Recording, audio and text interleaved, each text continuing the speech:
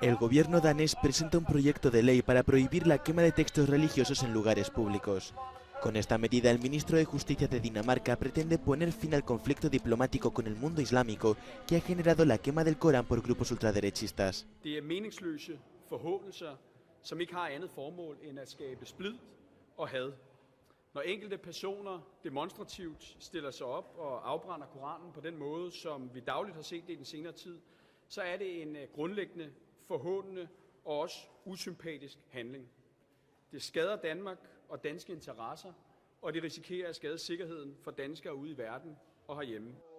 El ministro de Asuntos Exteriores danés contabiliza más de 170 protestas ante embajadas de países musulmanes, muchas de ellas con quema de Coranes.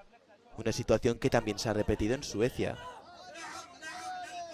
Estos actos han provocado protestas en el mundo islámico, con condenas de varios países y amenazas de medidas económicas y diplomáticas.